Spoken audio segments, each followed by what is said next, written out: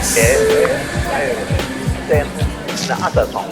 Mike's Daily Podcast. We've had a couple days of nice, clear Mike's Daily Podcast. sunny weather. That's great because we needed that. It gets so bad when it's all raining and you feel like you need to make a ark that will get beached on Mount Ararat, and that you'll get out of that and you'll walk around with a bunch of animals that you put in there because there's been a lot of raining. Mike's Daily Podcast. Is my point.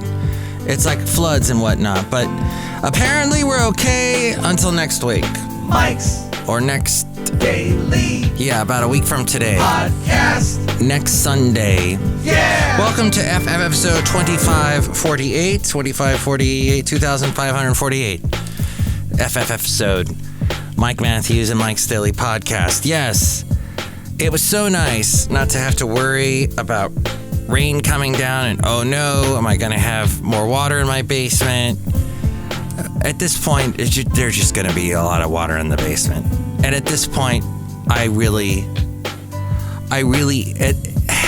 as much as I hate it, I can't wait to stop something I dislike even more. And that is those people, I don't know where those people come from, mostly colleges, because they're professors and whatnot, that say, oh, California's still in a drought. Oh, all the water went out into the ocean. Oh my gosh, I heard that 90% of the water that hit California since like Christmas has gone out to the ocean. 90%. I don't know if that's that where that figure came from. I'm not sure. That doesn't sound right. A lot of water goes into the ground and gets stored in aquifers and below ground in places. And a lot of it gets stored up in the reservoirs. Do we need to do more to catch water? Absolutely. I have believed that for a long, long time. And here's today's podcast picture. The podcast picture today is not of an aquifer, but that'd be neat. Maybe it'll be an aquifer, if you prefer. But no, I think we need stuff. Like, I have all these containers that I put out and I fill up with water. But Mike, in the summertime, mosquitoes, they breed other mosquitoes in there, in the water. The late great Basil the Boxer hated mosquitoes. And he hated bats. He chased after the bats, but bats eat mosquitoes and bugs and such. But the point is that I try and catch the water, and Californians, as a rule, there should be, and I'm talking to you, Eric Swalwell, I'm talking to you, all you local politicians, get some money to build cisterns. Cistern, Christian, oh, the time has come to save some water or it's gonna run to the bay. Okay. But it's flowing, yeah, flowing into the river. The point is, we need to stop that. What else? Oh, if you live in one of these states, you're spending way too much on eggs. Cafe Anyway, we don't have any eggs. We don't believe in eggs. We believe in just sitting down and chatting like all these people are around us here. Okay, maybe there's some toast. I got a couple avocados. Maybe I'll make an avocado toast. What you do is you don't pay $11 for it. Here it's free. Because it's just an avocado, which we got a bunch of in California, and just toast, which we happen to have a lot of in California too for some reason. We also have tortillas and naan, but lots of toast for some reason. So then you take the avocado, put it on the toast, add a little maybe cheese, salt and pepper, a little seasoning of your choice, perhaps even some balsamic vinaigrette, a little olive oil. Bam, you got yourself a nice little healthy snack, except for the bread part. But the avocado is good for you. Or just eat the avocado raw if you're going to be crazy. The point is, Cafe Anyway is where we are, and egg prices in some states doubled last month compared with the same month in 2021. This is from Instacart. States in the Midwest, including Iowa and South Dakota, those states were the hardest hit.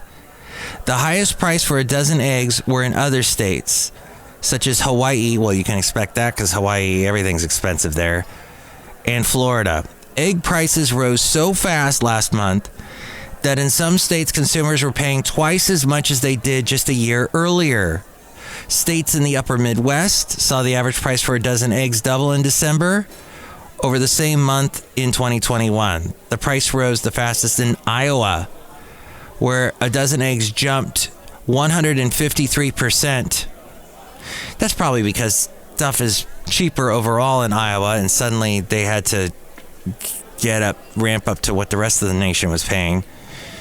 Neighboring states also saw egg prices at least double around Iowa. So this is all, they call it eggflation. This is from Business Insider. Maybe you could just do without eggs. There is a demand. Let's see. I didn't even get to the part that explains why. The egg prices are likely to remain high in 2023. Cal-Maine Foods, the largest egg producer in the U.S., said in late December that it expects that the fallout from the avian flu will continue to exert downward pressure on the overall supply of eggs well into this year. Farms that produce only organic or free-range eggs have been less affected by avian flu because that's the whole point of going organic, is you avoid things like this. And that has led to lower prices for those type of eggs. So finally, we're being forced to eat healthy. Those type of eggs have lower prices than the traditional type of eggs. The shortages are causing sticker shock among shoppers. And a lot of places have empty shelves. When I was in Costco about a month ago, no eggs at all. No eggs. And they didn't have rotisserie chicken either. That's weird. No rotisserie chicken? That's bizarre. So let's go to another topic. I would like to now that maybe I came off a little bit liberal about that, saying eat organic and all that. I don't know if that's a liberal thought or conservative thought. Conservatives, you would expect, keep it the way it's been. It's always been good to have eggs not done organically. But see, I've just told you in that last story that's not true. But first we have to go outside a cafe anyway, where we bring you Mike's Daily Podcast somewhere in Podcastro Valleyton, the last place on earth. Yes, so what I'm going to do now is I have made this argument a couple of times on this podcast. And please share this podcast with friends. Tell them about it. Nobody tells anybody about it, and that's why I languish in obscurity. But you can call me at 336-MM Daily. 3 plus 3 equals 6. MM as in Mike Matthews. Daily as in what this podcast tries to be. Occasionally I get interrupted, like yesterday and the day before. But oh well, I try. Here's the thing. Is I have this strong opinion. I was asked the other day, hey, so you work in radio. Do you listen to radio when you go home? You probably don't listen to radio, do you? It's like somebody that publishes books. They don't read books, do they? Oh no, au contraire. If it's in your blood, so much so that you decide to say, I will take the minuscule, mealy little paycheck just to be in a field of something that I love. Yeah, you darn tootin' I'm going to be listening to the radio when I go home. I am a complete fan of the radio, of podcasts. I started this podcast, Mike's Daily Podcast. I started podcasting in 2008, started this podcast in 2011. But yeah, I really love listening to radio. Now, what I've noticed, though, and the argument that I've made is there are some types of radio that I have a lot of respect for. I loved NPR for a long time because there were really smart people on there. And it was very educational. And there'd be at one point in time, there were older people on NPR. There were people wizened, I love that word, wizened folk who had been on NPR for a long time, were excellent at journalism, knew what they were doing. But something happened about 2008, somewhere in that vicinity. NPR decided, with the rise of podcasts are popular. We should get into that. And they looked around and they saw that the podcasts with the most listeners were the ones that had young hosts, young folk, young people, millennials, Gen Zers, Gen Zillennials. And they started to let go a lot of folk that were older working for them. Now, a lot of them retired out, said, okay, I'm done with radio. Radio will burn you out. But NPR pays well, so I don't know. I mean, the paycheck wasn't... I'm sure a lot of folks would stick around for the paycheck at NPR. But now NPR, instead of standing for National Public Radio, it's standing for No Parents Radio, because it's all kids. Or people that sound like kids, or really young people. They don't hire... Here are the things that they look for when they hire people for NPR. You've got to be young, super young. You've got to be good looking, because at some point your picture is going to... Maybe there's going to be something on a YouTube channel, or, everybody's going into more video, so you got to look good on the camera. All the big radio conglomerates are doing that. And once upon a time, there was the expression, you have a face for radio, which meant you didn't look so hot. You didn't look like you should be on TV, so you went to radio instead. Now it doesn't matter. It's both. You have to look good on the TV, on the video, and on the radio, because video killed the radio star. So here's the other thing. And the Buggles, by the way, Trevor Horn, who was in the Buggles, who sang that song, he produced Seal. He's going to be touring with Seal this year. Seal will be doing songs, and then Trevor Horn's resurrected the Buggles, so he'll do some of his stuff from the Buggles. It's going to be fantastic. They're coming somewhere to Oakland in June at the Paramount Theater is where they're going to be, and if Seal happens to be listening, or Trevor Horn, please, please, please, please be on my podcast. I beg you, be on my podcast, because I love you both. Here's the thing, though. It's become No Parents Radio, NPR. And to prove my point, I would like to play you a little piece. Now, this is not actually produced by NPR, this show, Marketplace. I believe it's called American Public Media that makes it. And American Public Media has this whole history. It started off with Garrison Keillor. Garrison Keillor, who you may or may not know, had some #MeToo things happen that has pulled him off the radio, basically. But he also retired. But he created American Public Media. It used to be Minnesota Public Radio. Then American Public Media, because not only was his program, the Prairie Home Companion Show, very popular, which now has turned into Live from Here, I think, with Chris Stilley from Nickel Creek.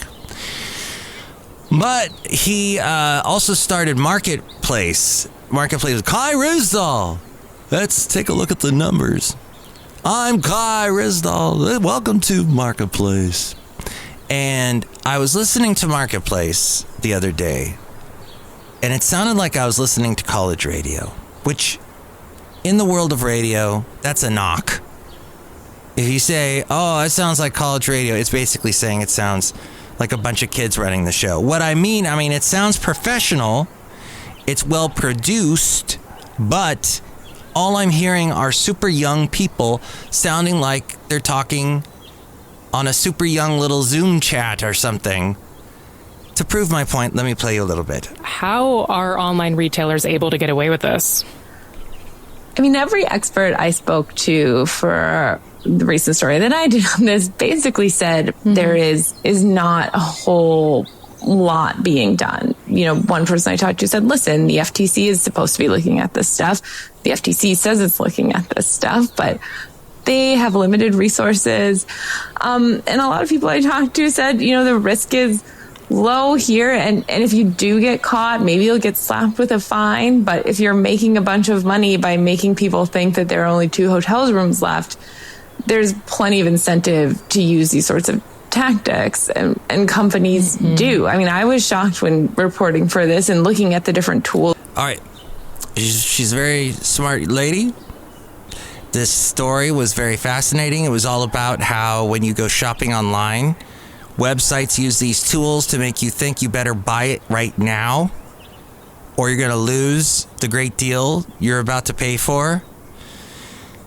You'll close the page because you didn't want to buy it, and it'll say, "Are you sure?" They do that kind of thing. They put this pressure on you. And the story was also talking about stuff like, if you go to Amazon or other pages, always scroll down because the big deals are down towards the bottom of the page, but most people are too lazy to go down to the bottom of the page, the bottom of the website, to check and compare. And these different websites do stuff to make you think, it's the last hotel room, you better pay for it now. It's the last rug, you better pay for it now. Do it before it's too late. Great story. However, it sounds, and I'm not saying this story was bad.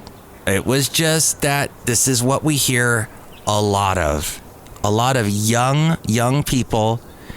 And I am just saying, I understand National Public Radio, American Public Media. You guys are huge. And I know you're all about hiring people that are young and good looking. And the second thing that they have to have, if you're going to get hired by both of those, is a name that does not sound like vanilla. That does not sound like a character name you would hear on a 50s television show. It has to be exotic. It has to be different. It has to have words that you never... When I hear most of the names on these programs, I don't know what they said. And I'm like, how do you spell that? What is... It has to be that kind of a name. I don't know why that is. Is it diversity? Okay, maybe. I'm all for diversity. But it just seems like they who are they not hiring is what I'm wondering.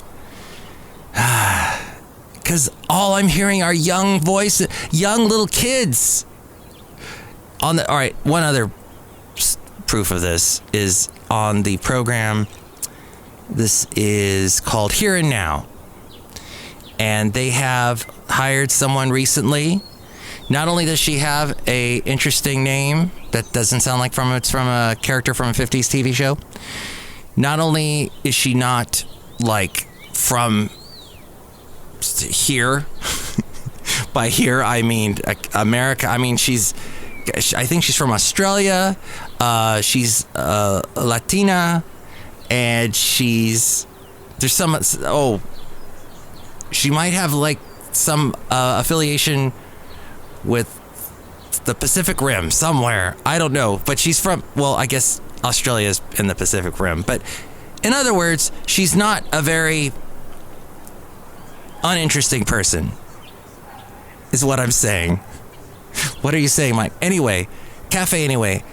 And I hope to meet her someday because and I don't remember her name off the top of my head, but she does live somewhere, or she does broadcast from Alameda, which is not too far from Castro Valley, although it takes forever to get to Alameda from Castro Valley because of all the traffic that you hit on 880. So here's a little bit of her talking with someone. I forget what this story is about. Your road to being such an open and also hugely popular advocate for people with ADHD, because we often hear about ADHD in kids, but your TikToks and now your book really speaks to adults. The fact that NPR even mentions the word TikTok, that upsets me so much. It is a platform that should be ignored by the bastion that is known as NPR. What is going on? Your audience seems to be adults. I want to ask you why. I feel like most of the content that I had seen about ADHD in the past had always been focused on, parents with kids with ADHD, on what felt like, how do I fix my kid? Okay, this is a wonderful story and topic. It's got people on it. Okay, Mike, you've played 2 clips of 2 women talking, young women talking. Well, where are the 2 young guys? Okay, sorry, I didn't find one of those, and this is a very important topic, ADHD. A lot of people have it. A lot of people it's not some new thing, though. I worked for a guy in Ventura that had the worst ADHD. I worked for him. He made my life hell because he would never listen to me. And he just sort of tracked along in his little world, where he just was his attention was all over the place, but never listening to me. So we had a lot of communication issues. ADHD is terrible because it causes communication breakdown, which causes then everything to break down. You need communication. You need good communication in everything. I think that if anybody listening to this podcast has ADHD, they probably turned it off long ago. But it is a thing, and it's big, and it's something we have to grapple with head on. Now, I don't even know if that's exactly what she was talking about. It sounded like she was talking about kids and parents and whatnot. But so this is what you're getting all the time on these type of public radio stations. And I don't get, and a lot of the correspondents host their own podcasts. And why do they get to be on NPR? Oh, because they have a lot of followers of their podcast, so they get hired. And I'm listening, and I'm like, what's the bona fides going on here? Why am I listening to you? Once upon a time, there were big names on NPR. Big journalist names, just with you still got Folk and Flick, and you've got the guy who's on Morning Edition. I forget his name. That's why these names are so big, is Mike forgets them. But yes, how do I fix my kid? How do I fix NPR is the question. Well, that's a good question. And I guess it's not for me to... Audie Cornish. That's right. There was Neil Conan. He was... Ira Flato, he's still on. Let's see. Steve Inskeep. There, I was having a block. Terry Gross. They've been... Brooke Gladstone. She's still on. She's on the media. Peter Sagal. Well, he's on Wait, Don't Tell Me. He's a comedian. Scott Simon. He's still on Weekend Edition. Noah Adams. Wow. Yes, he had been on for a long time. Cokie Roberts, Bob Edwards, Scott Simon. That's right. Those were some big names, and I think some of them have died. Anyway, on to something else. It just seems that I wish NPR would grab some people with a little more, I guess, history and credibility to their names. So the Supreme Court has announced an investigation into the Dobbs leak, and apparently it is inconclusive.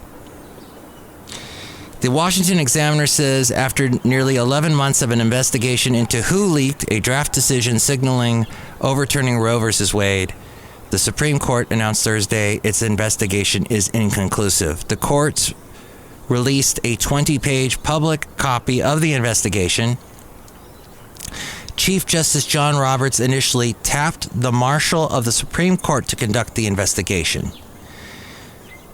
The Marshal's report noted that if a court employee disclosed the draft opinion, that person brazenly violated a system that was built fundamentally on trust with limited safeguards to regulate and constrain access to very sensitive information, and pointed to the COVID-19 pandemic as contributing to an expansion of the ability to work from home as well as gaps in the court security networks. The House Judiciary Committee intends to continue investigating the Supreme Court draft opinion leak that surrounded Dobbs versus Jackson Women's Health Organization. So the Supreme Court couldn't find anything. The House, which is now run by Republicans, is going to keep looking. We'll see. Now, some Republicans say that the leak led to a failed assassination attempt of a Supreme Court judge. That one led to the other, but that's pretty shaky, in my opinion. But Netflix's, their CEO is going to step down. The shares fell 38% last year. I know somebody who's working there. They love it. But yeah, Financial Times says Reed Hastings is stepping down as executive of Netflix, the company he co-founded 25 years ago, in a shakeup at the top of one of the most powerful studios in Hollywood. Isn't that fascinating? Hastings, who launched Netflix in 1997 as a DVD by mail service, which we all had because it was a brilliant idea, and then Blockbuster copied it. And they said, hey, if you bring back the DVD to the store, we'll give you a free rental. You could just walk and pick whatever you want and leave. And now Blockbuster's gone. Hastings wrote in a blog post that he had been increasingly delegating management in recent years. Now is the right time to complete my succession. Reuters says shares of the company, which had fallen nearly 38% in the past year, rose 7.9% in after-hours trading. But there you go. It's amazing how a service... It's like, can you imagine if Blockbuster started making movies and TV shows? But that never happened. Netflix, they were smart enough to somehow do it. Although I'm trying to think of something on Netflix that I really, really enjoyed. Because I was not a fan of Stranger Things. Sorry. I had to watch it because everybody else was watching it. But the whole time I'm watching it, I'm like, oh gosh. This needs to be edited better. Kind of like this podcast. And Amazon, which has the Amazon Prime, which I watch Amazon Prime because you can watch the Acorn TV channel through that and watch all the stuff that's on Acorn TV because I love me some British, Australian, and New Zealand TV shows.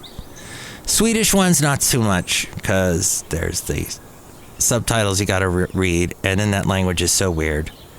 Hey, I'll watch the subtitles and listen to them talking in Swedish, and then I will learn Swedish. Nope, that ain't gonna happen. Daily Wire says Amazon is shutting down its charity platform as part of the company's recent cost-cutting efforts. The Amazon Smile program that allows customers to donate a percentage of their purchases through the company to a selected nonprofit organization will end next month. That according to the Daily Wire. Washington Examiner says Amazon stock has been on a downward trend, just like the Netflix. By late fall, it had suffered a loss of $1 trillion in market capitalization from its all-time highs in 2021. The company is reconsidering several of its investments, including by cutting more than 18,000 jobs over several months. And you heard Google cutting about as many jobs as that, maybe a little bit less. Microsoft cutting as many jobs, maybe a little bit less. Meta, something around that many jobs. It is just, if you are in tech, it's not good. Which leads me to my final topic. And this is something my lovely lady friend sent to me. Now, let me tell you, she and I will probably argue a little bit about what I talked about on today's show, and she'll disagree with me, and that's fine. But we do agree on this, and this is an article that came from the New York Times. And the word snowflake, perhaps, may come to mind. Sorry, but that's just how that works. Okay, let's see if it opens. New York Times here says that the tech layoffs are shocking the younger folk. And when Lyft for example, laid off 13% of its workers. So it's not just the huge tech companies, but some of the other somewhat tech-related type companies. Because you need an app in order to make Lyft work for you. So they let go 13% of their workers in November. Kelly Chang was shocked to find herself among the 700 people who lost their jobs at the San Francisco company. It seemed like tech companies had so much opportunity. If you got a job, you made it. It was a sustainable path, she says. She's 26. She's 26 and landed a job at a tech company. Now, you know that tech companies pay. They don't pay what radio pays. They pay really, really well. And that's a lot of money. And it is based on some weird tech business model that, okay, at Google, I know somebody that left radio to work in the cafeteria at Google. And he was making a lot of money. I don't know if he still got that job. But he's happy there. Brian Pulliam, on the other hand, brushed off the news that crypto exchange Coinbase was eliminating his job. After the 48-year-old, now he ain't a youngin', it's closer to my age, when he was laid off from his first job at the video game company Atari in 2003, way back when, he said that he asked himself once a year, if I were laid off, what would I do? Ever since that happened. The contrast between Chang and Pulliam's reactions to their respective professional letdowns speaks to a generational divide that is becoming clearer as the tech industry, which expanded rapidly through the pandemic, swings towards mass layoffs. Microsoft had 10,000 jobs they cut. Google on Friday cut 12,000 jobs. And the cuts follow big layoffs as other tech companies such as Meta, Amazon, and Salesforce cut jobs. Millennials and Generation Z, born between the years 1981 and 2012, which, if anybody is working at a tech company that was born in 2012, that's so wrong. That's wrong on so many levels. I think even Charles Dickens would agree. But those people started tech careers during a decade-long expansion when jobs multiplied as fast as iPhone sales. The companies they joined were conquering the world and defying economic rules. And when they went to work at outfits that offered bus rides to the office, and like Google offers a masseuse, food, whatever you want for free, a nap room, you have childcare, you have professional physical activity trainers to work out with, and they all had anything they wanted, basically. All the amenities. Laundry. They weren't just taking on a new job, they were taking on a lifestyle. Few of them had experienced widespread layoffs. Baby boomers, Generation X, well, we, on the other hand, lived through the biggest contraction the industry has ever seen, the dot-com crash in the early O's, eliminating more than 1 million jobs, emptying Silicon Valley's Highway 101 of commuters, as many companies folded overnight. What a stark contrast. I knew somebody in 2016 who basically commuted along the 101 to get to work from the peninsula down to Silicon Valley. And she said, oh my gosh, I'm going crazy with this traffic. She could not stand it. So by 2016, well, actually until we had the pandemic and people, of course, were staying home, but the traffic has come back quite a bit. But we'll see with these big layoffs if it will be as bad. A software engineer, Jason DeMoro, who was laid off twice in 18 months and was out of work for 6 months, said it was a bloodbath and it went on for years. As concerning as the current downturn is, and as much as I sympathize with the people impacted, there's no comparison, he says. Tech's generational divide is representative of a broader phenomenon. The year someone is born has a big influence on views about work and money. Early personal experiences strongly determine a person's appetite for financial risk. This, according to a study in 2011 at the University of California, Berkeley, and University of Chicago. It analyzed Federal Reserve's survey of consumer finances from 1960 to 2007 and found that people who came of age in the 70s when the stock market stagnated were reluctant to invest in the early 80s when it roared. That trend reversed in the 90s. Once you experience your first crash, things change.